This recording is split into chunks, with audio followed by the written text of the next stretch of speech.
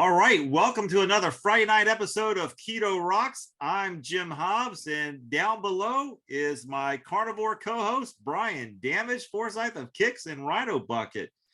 We got a special guest with us before we bring her on. Brian, how was your Memorial Day weekend? Was anything exciting, or did you just work on your, I saw that you celebrated National Brisket Day. Yeah, by accident, but Hey, you got to take a victory where you can get it. Yeah, I didn't really do anything special for Memorial Day. I mean, it was beautiful here on was it Sunday and Monday. I did go for like some nice walks and just cooked the normal stuff. I saw your backyard habitat was bringing you deer and turkey all weekend long as well. That's true. Yeah, it was really active out there this weekend. That's awesome. Well, we have a special guest, and I'm eager to hear her tell her story because I came across Kristen on, I think, Dr. Ken Berry's page, I believe. Mm-hmm. And man, I'll let her share the story, but I'll just give a little. I mean, in December of 2018, she was weighing 290 pounds, and as you can tell today by looking at her, she's not 290 pounds in 2021. She's down to 120. I don't know what she's down to now, but welcome to the show, Kristen Durham. She's originally from Augusta, Georgia. Now she lives in Huntsville, Alabama. So she's a Southern gal for sure. Welcome to the show, Kristen. Thank you. Thank you for having me. I'm very excited to share my story. So let's kind of talk about, because, we were speaking before we started filming. You come from a family of cooks and chefs, and you're a baker. So kind of tell everybody your history a little bit. So it's just baking. Our love of food is in the genes. My mom was a baker, and my dad always loved to cook. My mother was always in the kitchen cooking and creating. And my brother has helped open a series of restaurants, like high-powered restaurants here in Huntsville. And I have a sister who is a chef, and she now is in, I think, Blacksburg, Virginia, has a restaurant there. And so she chefed out in California for a number of years, and we all love it. All love it. Food is part of our life. That's how we connect with people, is just time in the kitchen, nurturing the souls of each other, and just having a good time. That's awesome. Now, you own a bakery, correct? I do. I've always loved to bake cookies, cakes, and all that good stuff, coffee bombs and cocoa bombs, but I never taste any of it. I just kind of know, and I have a series of taste testers that are my mouth, and they let me know how everything is. And pretty much for the most part, I know how to put it together pretty well. Every now and again, I'll have to tweak something by their suggestions, but I've been very fortunate. I'm very thankful that it has gone so well, and I have a good following. I just love it. I have so much fun. Now, what's the name of your bakery called, so people can they order online, or can they just got to come locally and get it from you? Yeah, you can order online. I don't really ship, but it's Kristens Cups, like cups with the letter K.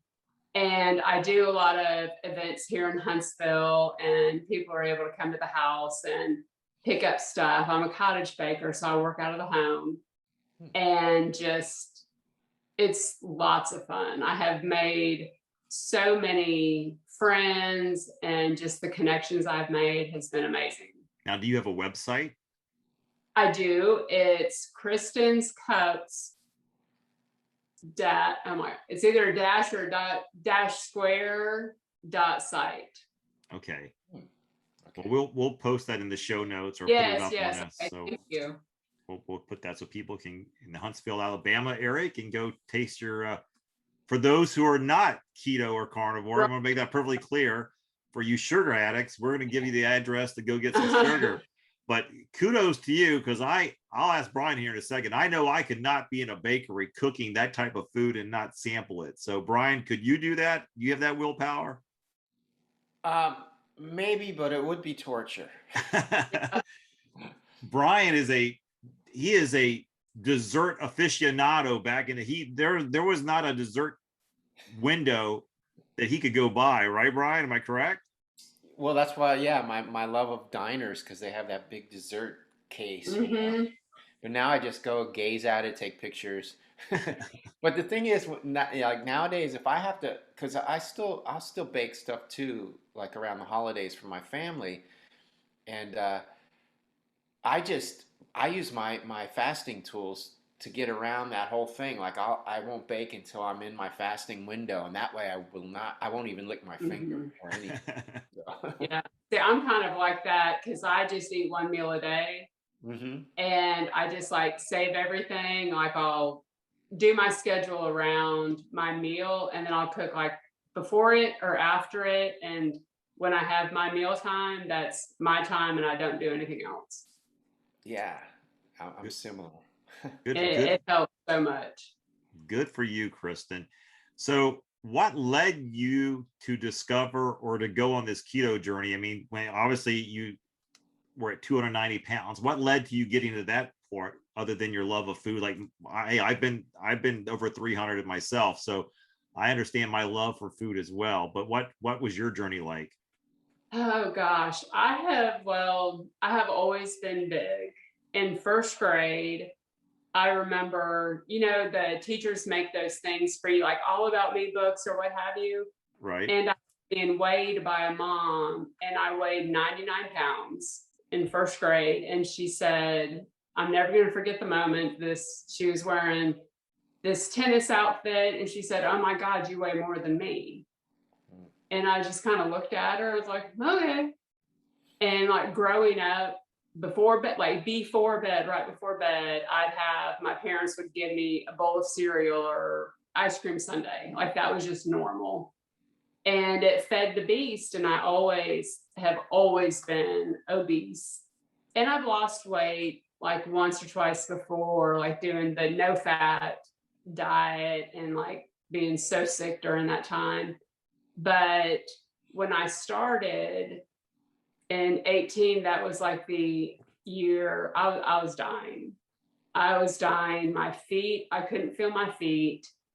And I'd get out of the bed in the morning and I'd have to just stand beside the bed because I hurt so bad. And like going down the stairs was painful. And then I had a great group of friends that said, hey, we're doing this thing called Whole30, which I know is similar to keto, but there's a few differences. And I was like, okay, I'll try it. But within 1 week of doing that, like eliminating all the sugars, the grains, and the soy, all that, I was completely different. Like all my pain was away. And then I kind of transitioned in a few months into keto and stayed with that. And then from there, I went to the keto, then intermittent fasting. And this past, I think it's been like 9 months now, I've been all carnivore. All carnivore, but I feel better now doing carnivore than what I ever have felt in my life. Like I walk every single day. Ever since I started, I walk every single day. And I used to go to the gym a lot, but then I got busy. I just make sure I take out that time to walk. And I eat one meal a day, get all my calories in. Oh my gosh, I love food. Love food. I go to bed thinking, okay, what am I going to have tomorrow? I do that. And like I already know as soon as we're done here, I'm going to get me some wings. So I love it. So what's your favorite food to cook for yourself? It's your day. It's Kristen's day. What's Kristen going to go feed herself? Oh gosh. I like steak. Love chicken thighs. Holy cow. Love chicken thighs with the skin on. They get all crispy. Wings. Do you air fry your chicken wings and thighs? Yeah. Yeah. Okay. I air fry them. And I love chicken skins. Love chicken skins. That's my snack instead of potato chips and popcorn. I'll get a big package from Sam's of the chicken thighs. I'll take the skins off and bake those. And holy cow. Oh my gosh, it's so delicious. It's so good. But I also have recently discovered a cut of meat that chuck eye. Oh, right. Yeah. Oh my gosh. It is. I don't know why. I've never seen it before, but it's inexpensive. And like when you're like Brian and I, and all you eat is meat, you're like, oh my gosh, all this meat adds up. But the chuck eye is not that expensive, but it's so good. It's so good. So my ideal meat, oh, and I love some pork belly. Oh my gosh. Love pork belly. I'll do like wings and pork belly every day for the rest of my life. It's so good. Now, how do you season your chicken, and how do you season your steaks that you cook? The chicken is just like salt and pepper. Every now and again, I'll put like a little bit of like garlic powder on it. And that's just like every now and again. The steaks, salt and pepper, and I'll do ghee. I'll put the ghee on top. But that's like very rare that I'll do that. But I love steaks in the air fryer, and I'll finish it up on a hot pan. Oh, that's some good eating. Now, have you done that, Brian? Have you put a steak in an air fryer before? I haven't.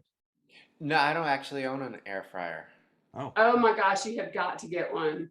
It has changed my life. Yeah, I've been thinking about it. I've got so many cooking tools, but I mostly go to my smoker and my griddle. That's what I've been. Yeah. It's salmon in the air fryer is so good too. Oh yeah, that would So be good. And my dad, I made him one in the air fryer. He goes, "Are you sure you didn't grill this?" I said, "I promise." It took 8 minutes. Really? Yeah, it's fast. My go-to is like 350 degrees for like 8 minutes, and then finish it on the stove, and it's still medium rare. It's good. It's Now, real good. Do you like other seafood too? Do you like scallops or crabs or? I do. I do Oysters? love crab, love scallops. I just got, my daughter loves the imitation crab meat, my 12-year-old. And I was at Sam's the other day. I was like, oh, let's get some crab legs. So get like all these crab legs and get home, like cook it up. She did not know what to think about like having to crack the legs and everything. And I said, like probably 5 pounds of crab, and just, oh, it was good. Yes, I love crab legs. So let's fast forward. You started out in this journey in 2018. How's the group? Are you still with the group that got you? Everybody's kind of dispersed from it, but I'm still friends with them. But it's like Are you their poster child? Are you their poster child? Well, yeah, everybody's been very proud of me. Very proud of me. Oh, Kristen's the only one that stuck with it. But I'm a food addict. I am addicted to food. Like I love just talking about food. I get excited. And food magazines, food shows, even though I don't eat a lot of those items, I absolutely love it. And I just love to hear, like, if y'all would tell me you're like growing up, what it was like in your kitchen. I could just sit here like that and just listen to it. I love food because it's so emotional. Mm-hmm. It's so emotional, and just the connection that you could get with people. But I stuck with it. None of them have that well. And I totally forgot what your question was. Well, let me ask you a different question. Okay. So your family, obviously, they're chefs. They've gone to culinary schools. So what do they think about you running a bakery but not eating sugar? So what do they believe? What do they think? I mean, they obviously have to see the positive changes in you. So what thoughts do they have about their dietary habits? Yeah, it's well, my brother, he also, like, growing up, he struggled with his weight also, and he loves food. He loves food too, but he's also now an athletic trainer. Like, he trains Ironman, and he goes out of the country to like Costa Rica and Portugal and offers these month-long training camps. And so our joke is like, he does that so he can eat. He exercises all the time so he can eat. But yeah, for the most part, they're proud of me. And I know it's difficult for them to understand that I won't cheat. Like that was really hard. My dad was like, oh, Kristen, come on, it's just one bite. I'm like, you don't understand. I know if I have like a bite of cake or something with that sugar, it's done. It's going to be a trigger for me, and I'll never be able to stay. There's no bartering. No, I just can't. And that has been a struggle because people don't understand that I can't do it. Now, what has your doctor said about this transformation? What are their thoughts on seeing you? Well, okay.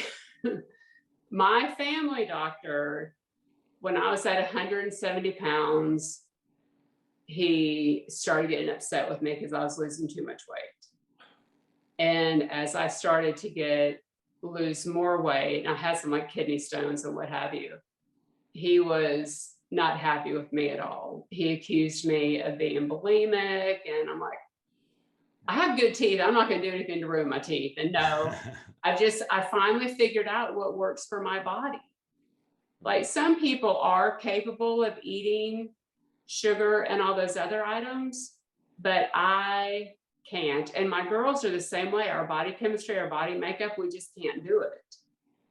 So yeah, the doctor wasn't very supportive. That's when I found Dr. Barry and joined his Patreon group. And he has been, oh my gosh, he has been a lifesaver for me, because I would like message him and he would like give me feedback and give me advice about minerals and whatnot. And just, I find myself constantly watching like Keto Rocks and other sources to keep me fueled, because in all honesty, not everybody's supportive.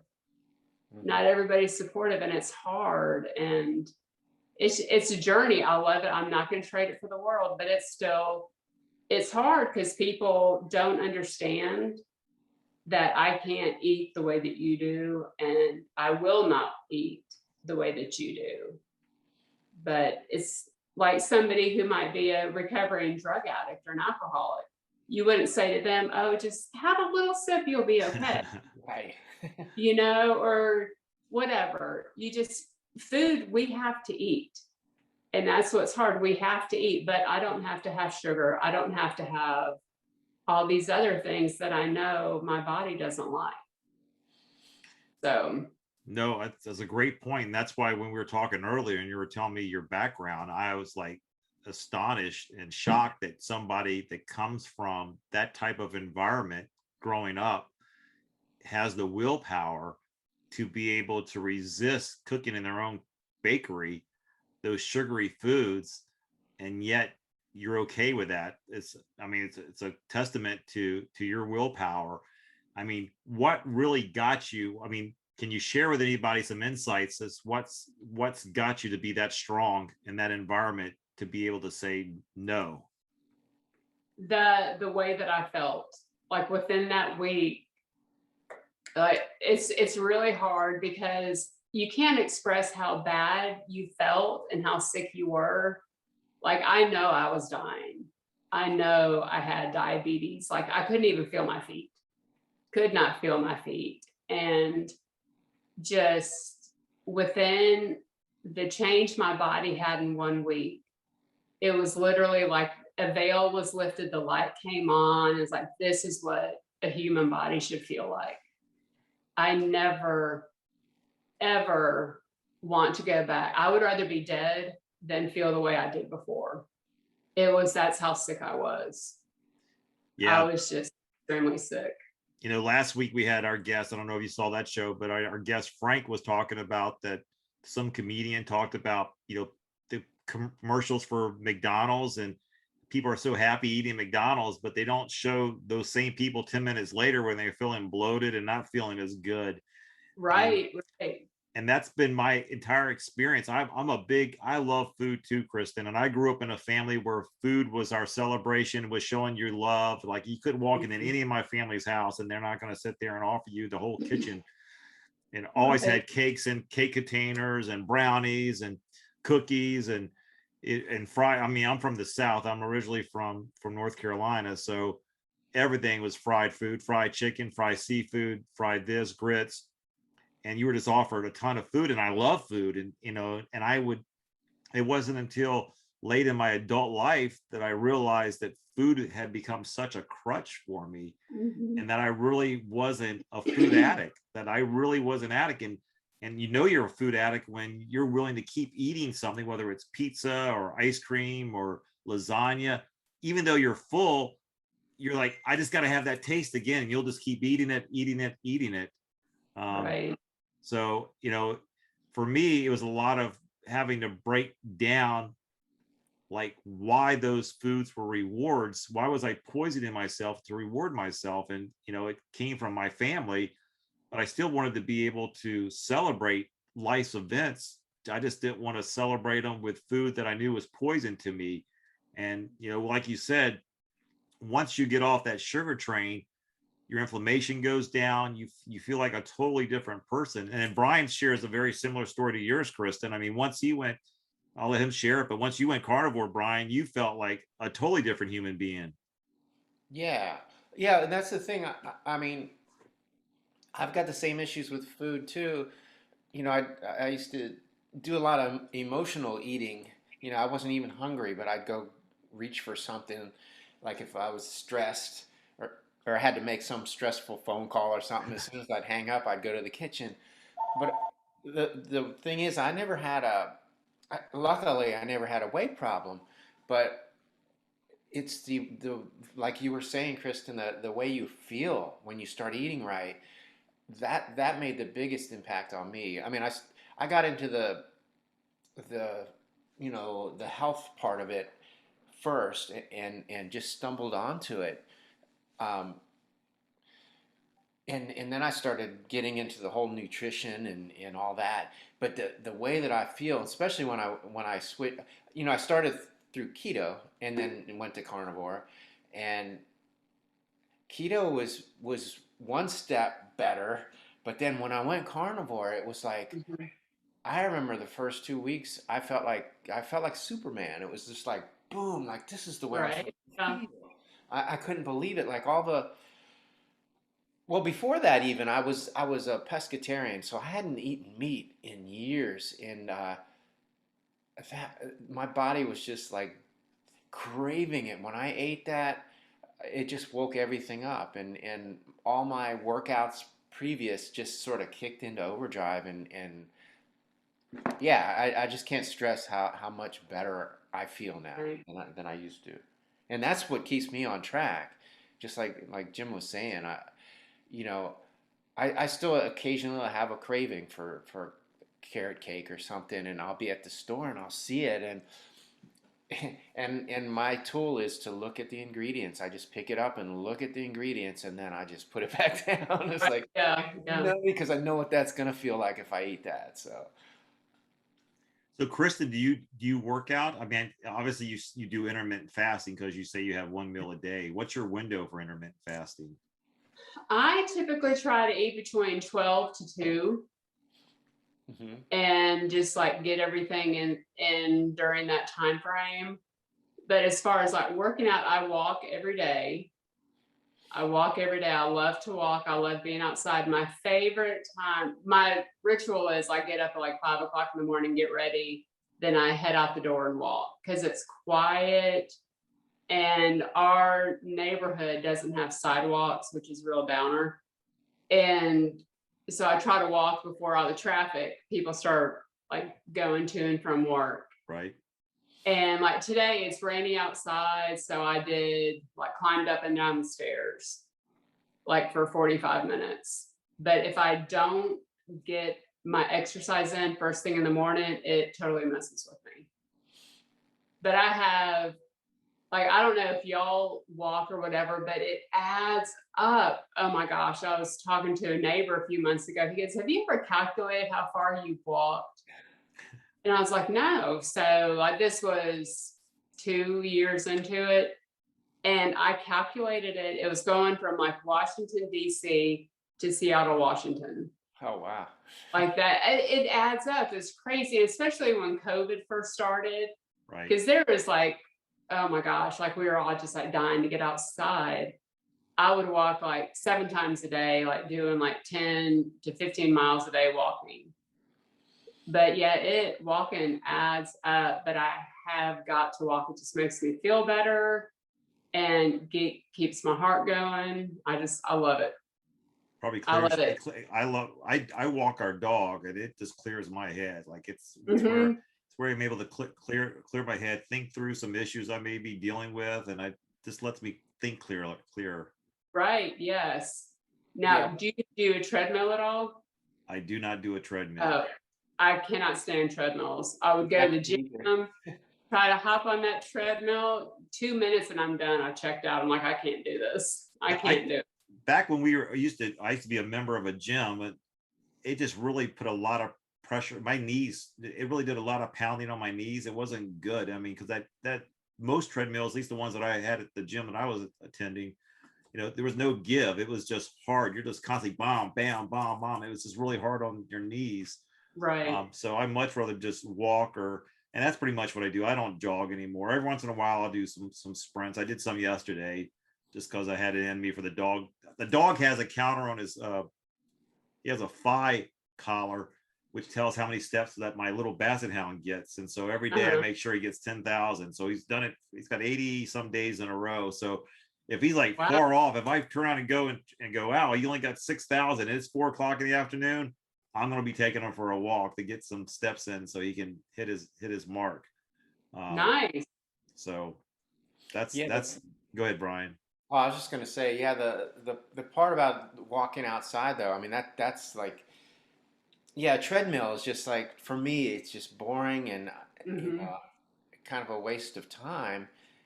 And I'd rather be out in nature and just enjoying the sunshine and yeah, it's like meditative for me. Right. That's how I look at it as well. I did, not to get off subject, but I did have a question about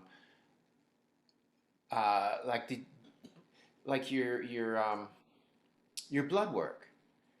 Have you done that lately, or what's the comparison? Blood work has been good.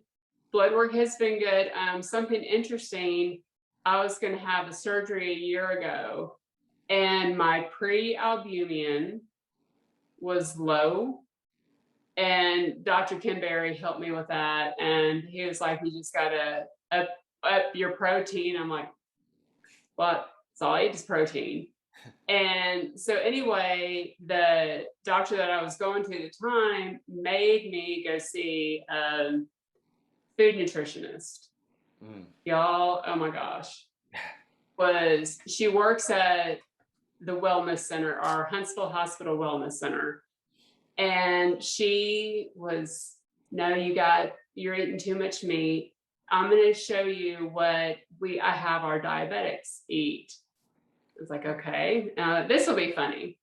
She wanted me to only eat 2 servings of meat a day and add rice, add more bread, and add more pasta. And I was just looking at her.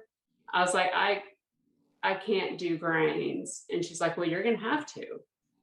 Wow. If you want to get this pre-albumin number up, you're going to have to. And I saw her like once every 2 weeks for a couple of months. And it was so foreign from keto or carnivore. And it went against everything that the 3 of us have been taught and believe in. And then finally I was just shaking my head. Oh yeah, I feel so much better, and just lying to her to get through it. And my numbers ended up rising because I just started eating a little bit more, but surgery, never had the surgery. So anyway, but blood work for the most part has been good. I've always been like normal, average. Cholesterol is low. And people are always like, oh, your cholesterol is going to be through the roof, especially like eating pork belly and stuff. And I'm good. That's amazing to me that we still in 2021 have nutritionists, and I know that's what they're taught, that teach to bring grains in and rice, because there's so many real studies, not bought studies. There's real studies that showing the inflammation that those foods bring to your body. Yeah. Well, it's like telling to tell a diabetic to eat that stuff is like telling an alcoholic to take a drink. Mm-hmm. It's just Exactly. Exactly. Because your insulin level is going to A be spike. Yeah, you're going to be spiking. right. yeah, Yeah. it's That, crazy. now she's probably got a high metabolism. I'm sure she doesn't weigh much being a nutritionist. I'm sure she makes sure she stays fit. But I mean, that whole, I think I've told this story before, but the last physical I had with his one doctor who I did go back to see again, he did the same thing. He was telling me, well, look, you got to, what do you eat? I was telling him, and he's like, no. You're going to have to eat, take the skin off the chicken, not so much of your red meats that you're eating, got to reduce that. And then, of course, it's back to oatmeal and rice. And I'm like, are you kidding me? That's what got me in this mess. I mean, that's truly what's part of the problem. Right. But they believe it. And yet this guy, he's carrying on more pounds than he should. And he's the doctor telling me, and here I am looking slim and trim, and he's telling me that I'm eating too much and I'm eating the wrong foods, and yet I feel great. Mm-hmm. It's back when I followed those principles that I was walking around, because I tried to do the traditional diet like everybody else does in your lifetime when you're trying to lose weight, and count your calories, trim the fat, exercise, burn more calories than you're taking in. But you go through life miserable and starving. Only thing that's ever truly worked and it's been sustainable for me is living a keto carnivore lifestyle. And like both of you, Peggy, my wife, and I, we're more carnivore than we are keto. But we eat one meal or one window of eating a day, and they're teaching, at least my doctor was, hey, you got to do the 5 to 7 small meals a day. The whole grazing throughout your day of eating the foods is going to do nothing but spike my insulin. It just makes zero sense. There's just been too many studies, and you can see the results of your results have manifested themselves, Kristen, Brian's, myself, everybody I know who's gone on a keto carnivore journey. The truth manifests itself, and no matter who they are, how much pain you were in, how crappy you were feeling, how inflamed your body was, and how good you feel when you're away from that. So, we as humans, we want to run away from what's caused us pain and run towards things that brings us joy and pleasure. And I think for the majority of Americans, the keto carnivore life brings us pleasure and joy, and the results speak for themselves, regardless of what a paid diet or paid program has been taught to the white coat individuals in this world to share with their patients. Right. So I love being able to eat this way because it just brings me joy that I can sink my teeth in through a big chunk of pork belly, eat all that fat, and know my weight is going to stay consistent, down to an ounce. Yeah. It's crazy. And you're not. I can eat a huge giant, like a tomahawk steak, all the fat and everything, and then I'll get on the scale the next day and I'll be like 6 ounces less. Right? I just don't understand how that works. It's crazy. The days that I eat more, I weigh less, and it's just amazing. It's amazing. My body stays to the ounce every day. It's mind-boggling. Our bodies were created to be great, outstanding machines, and obviously we're eating the way we were designed to make, or designed to eat, because our bodies agree with it. Right. Our bodies definitely agree with it. Look, cows, they have 4 stomachs. They have the ability to process grass and eat the food that they're grazing in all day long. We have the process to eat cow, which is grazed for us and has digested it for us to get what we need for our body. So it's a true circle of life, in my opinion. And some people were made to eat meat. Some animals were made to eat meat. Some animals were made to eat vegetables and graze and nuts and stuff. We just weren't.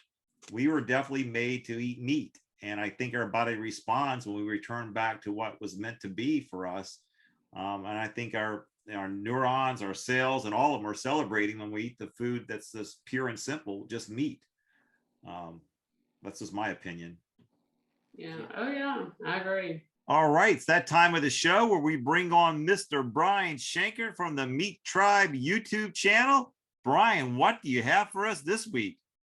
Hi, everybody. How you doing today? Great.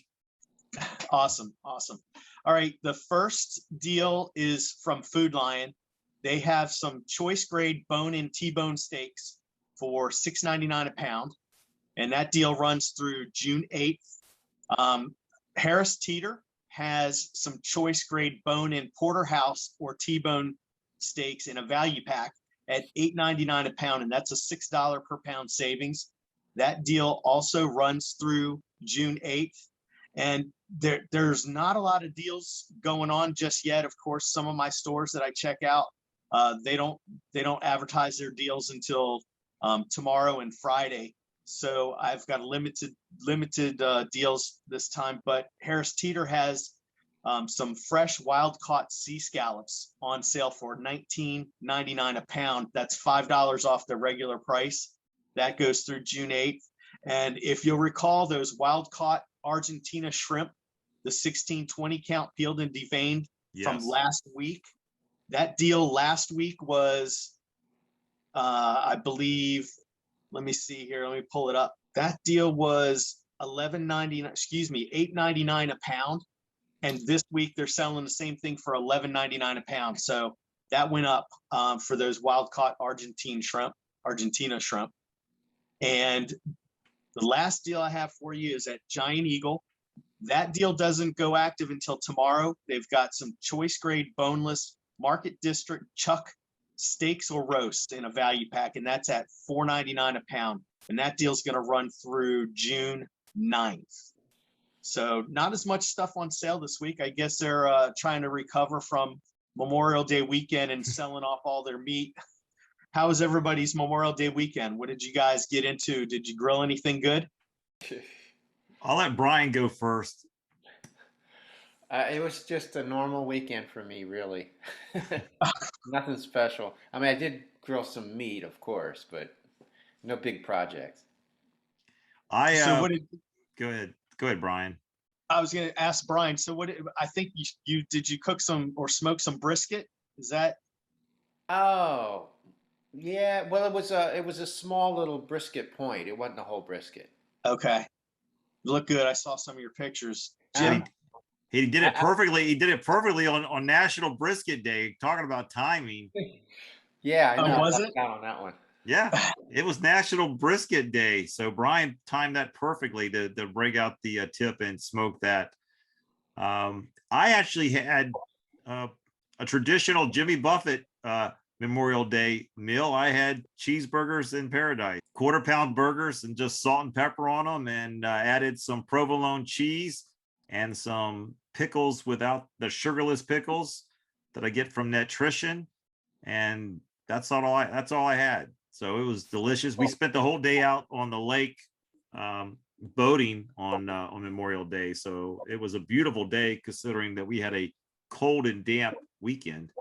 Yeah. Hey, Jim, I think I saw you posted some pictures. You had a chili dog with a chaffle bun, didn't you? I certainly did. I woke up Sunday morning and all I could picture was a Klein's and a trailers down at Carolina Beach, a good chili dog with onions and mustard, and I could not get that out of my head. So I was like, all right, I'm just going to go with it. And so I made chaffles, and Peggy made some keto chili, and that mustard and onions. I mean, that was like perfect flavor. That's exactly what I was looking for. It's like I could have been happier. I mean, I think I posted a picture of me having 2 chili dogs on a chaffle.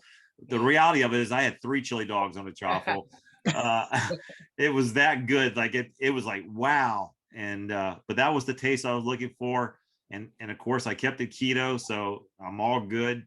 But yeah, I woke up Sunday morning with a hankering for a good old chili dog with onions and mustard. Nice.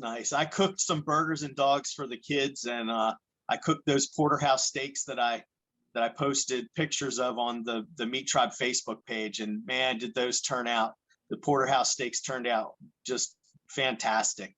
But so Brian, let me ask you that you brought up the T-Bones porterhouse. I mean, Yeah. Most people don't know what the difference. Can you tell people understand what the difference is?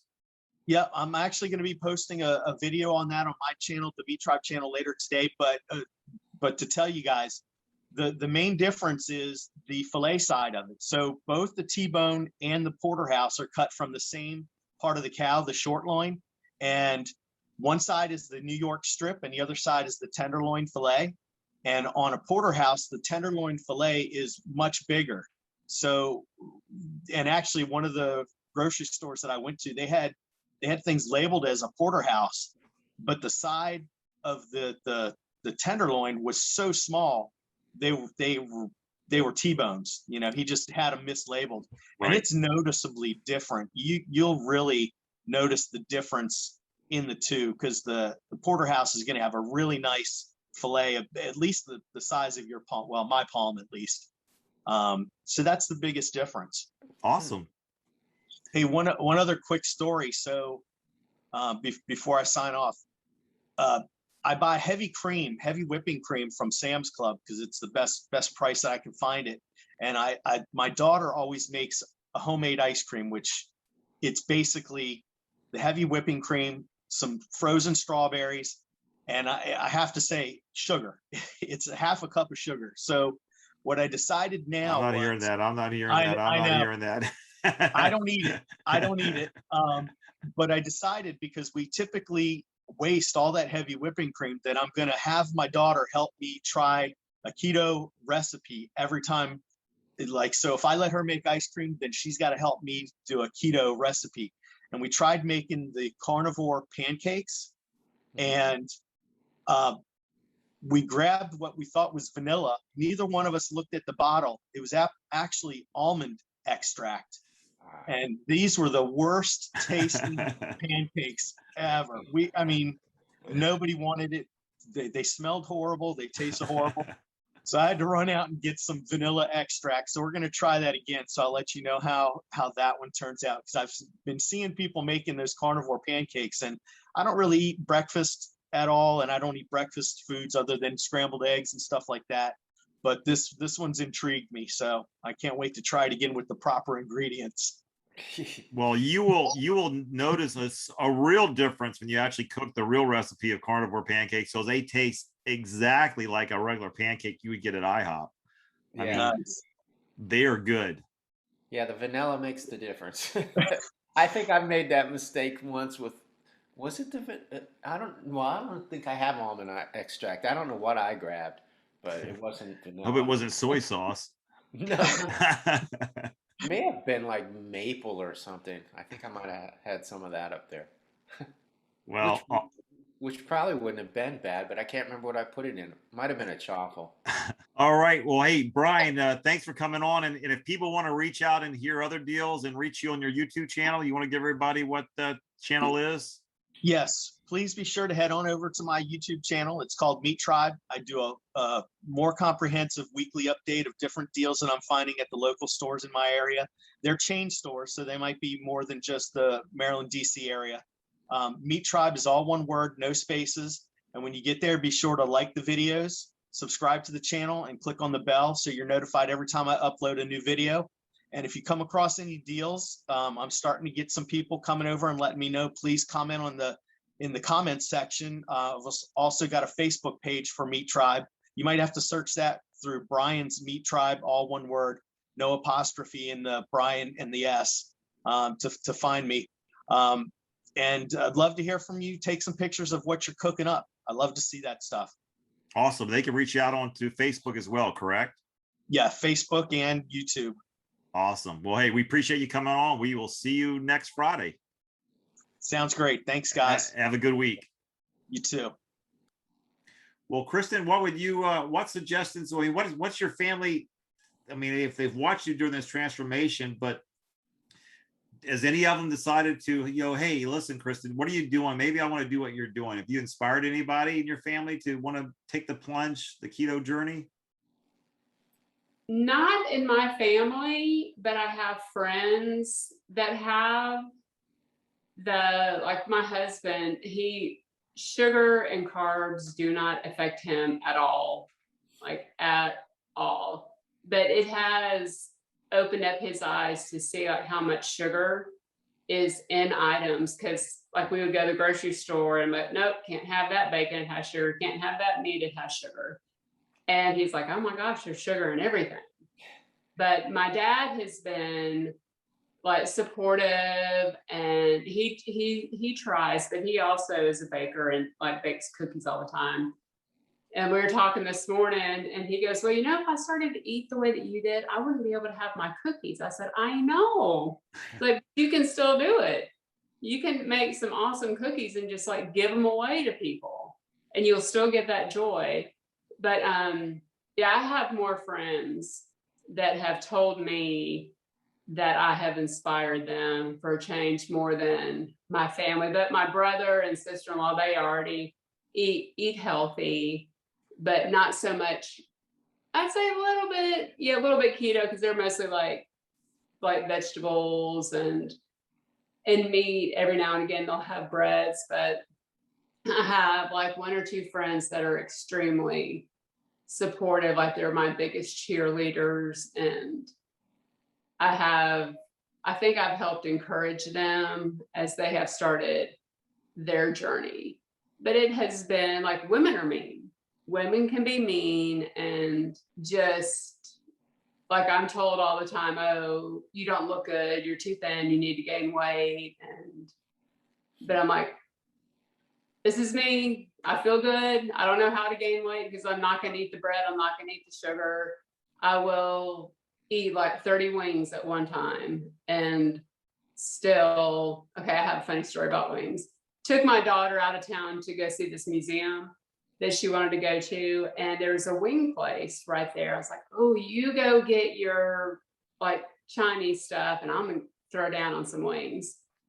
And I had never eaten there, so I was asking the lady, I was like, how big are they? And she's like, oh, they're about like this big each. And I was like, ooh, how many should I get? She goes, oh, you probably can just eat 3 or 4. I just looked at her. I was like, girl, give me 20. She's gonna eat those. I'm like, oh, heck yeah. I'm gonna throw down on some wings. And I had like my Redmond salt with me and made sure there wasn't any sugar. And I have asked to see the packets or like their seasoning to make sure there's not sugar in it. But they even had people coming out of the back. You're going to eat 20 wings? I'm like, yes. This is the only meal. It's going to be fine. Are you going to have fries? Like, no, just give me the meat. Just give me the meat. But yeah, I love it. I love it. Yeah, we have a place that when we go boating down at Lake Anna that we frequent, and they have Old Bay dry rub wings. And you can get, I think it's 12. They come in 12. You can buy them in 12 or 20. Of course, we always get where the biggest one is, and they are so delicious. And oh my gosh, really good. But now we got an Old Bay seasoning shortage here in Virginia. You can't find Old Bay seasoning on the shelves here. Wow. So it's now I got to figure out how to make it.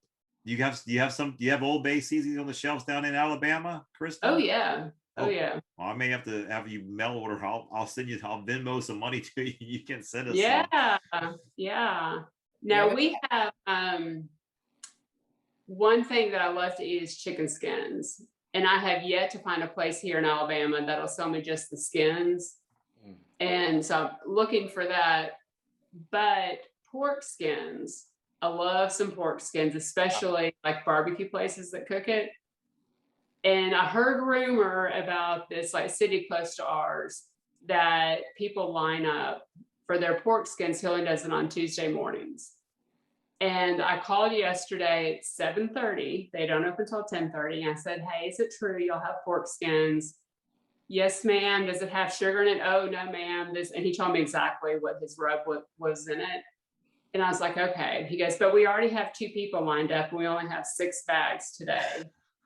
And I said, how big are your bags? He goes, they're 6 ounces. And I'm like, do I journey? It would be like an hour and a half round trip for me, and then waiting 3 hours till they opened, or like 2.5 hours. So that is like, when you find something that's good, you kind of like want to hang on to it. So I think next Tuesday, I'm going to make the journey out there to try me some skins. There you go. Yeah, we stumbled across a restaurant that's on the river I think it's called Randolph's on the River, and I don't know what Port Tobacco or Port Royal, some small little town, but they make on their menu. They had hot pork rinds. They cook it right there in front of you, and they bring it out with your order of pimento cheese or crab dip. The pimento cheese was keto, and it was delicious. And I'll tell you what, having hot pork rinds dipping into that pimento cheese, that's a perfect combo. Ooh. But they sell them in big bags. They sold them in big bags you could take with you. So like, I think we bought every bag they had. Like, we're like, hey, we're leaving. Do you have any?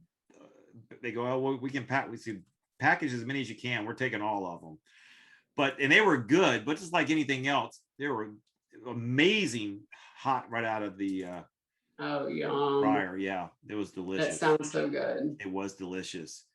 Well, Brian, do you have any more questions for Kristen? I'm trying to think of some. Yeah, you pretty much covered it. So, well, also when you're at your biggest weight, were you diagnosed as diabetic at that point?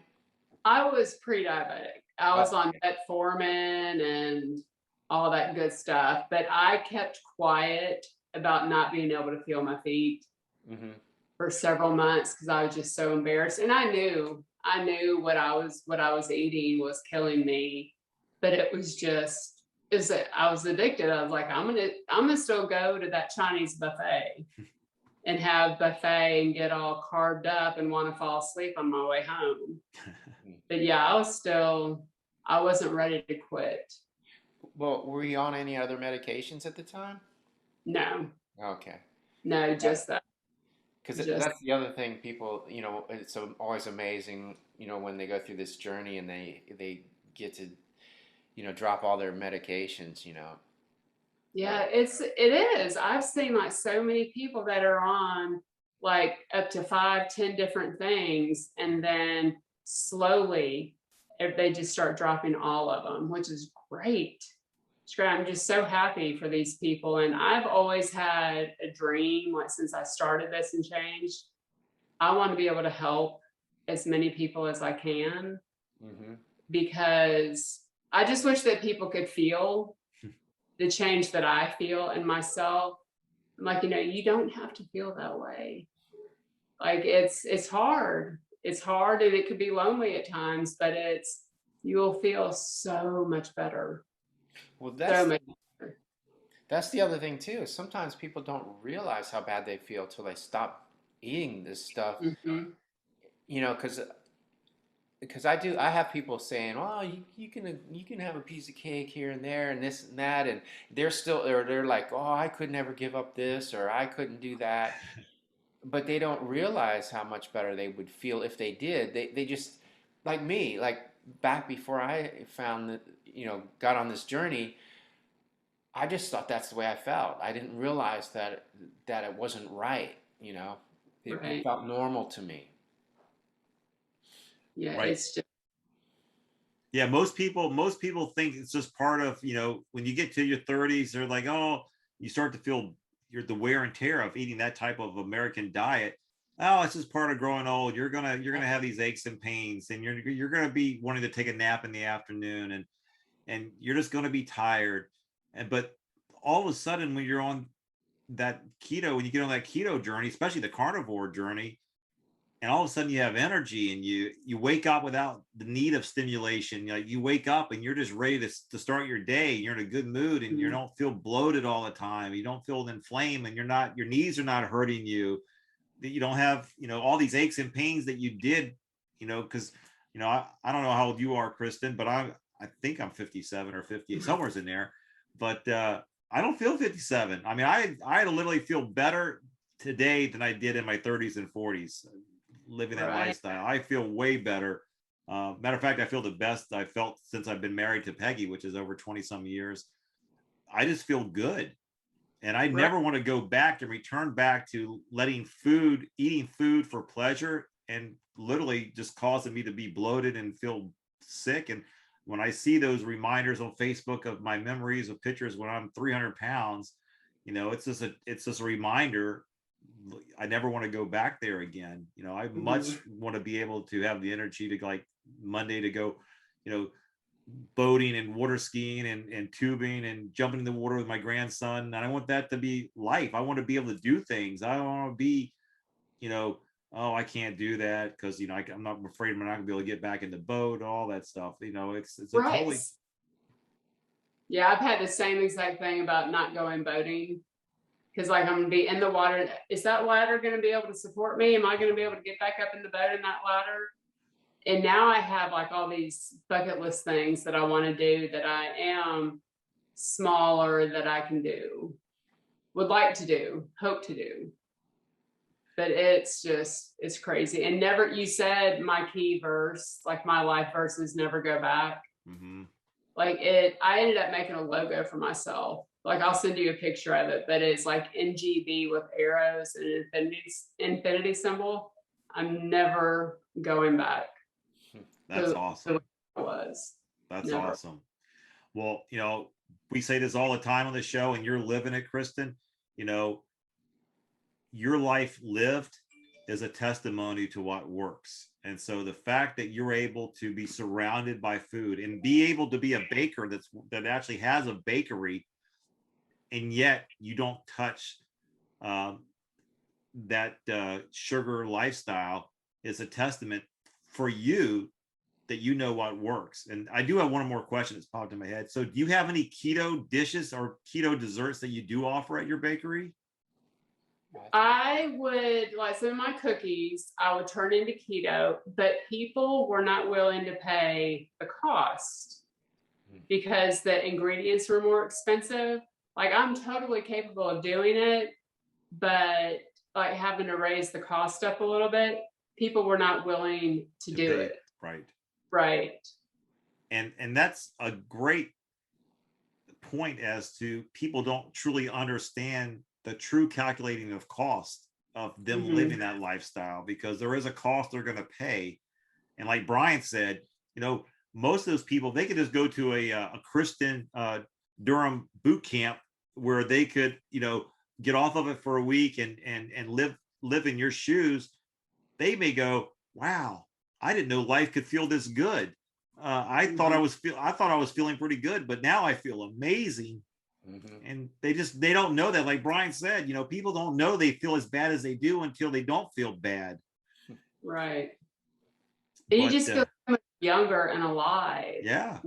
I was listening to one of the shows and Brian was talking about, was it Uber driver or taxi driver that was telling Brian that, oh, I need to like eventually cut all this stuff out. And Brian found out that the driver was like 2 years less than him. Yeah. Yeah, he was talking like he was this old grandfather guy that's like at the end of his life, and yeah, he had all kinds of problems. Yeah. Oh, it's crazy. It's crazy. Yeah, that's what I'm saying. You know, we get a chance to sit there and we know how great we feel. And so we're never going to go back to that person that we were that lived that other lifestyle. And all we can do is keep living that lifestyle and have people come up to Brian. I'm sure they come up to you, Kristen, and like, man, what have you done? I mean, what's causing you to be so energetic and to be so slim and to be so full of energy and to look so good? And you get a chance to share with them, hey, this is what I've done. You know, I don't know if it'll work for you, but it's worked for me and I'm not deviating from it. Right. Yeah. God, you can't even put into words. Like going from like so unhealthy to healthy and living, it's the best feeling in the world. Well, I finally feel like I'm alive. Oh, I like that. So we'll end it right there. That's perfect. So Kristen, thank you so much for taking time out of your day and joining us and sharing your story. Hopefully people will be inspired by what you shared. I know I truly have been. Yeah. Thank you. Thank you. You're welcome. And Brian, if we had anybody new watching the show today, what bit of advice would you give them as we close the show? I would say eat your meat. All right, everybody. Well, enjoy your week. We'll see you next Friday. Same time, same place. Stay safe, stay well, and stay out of that hospital.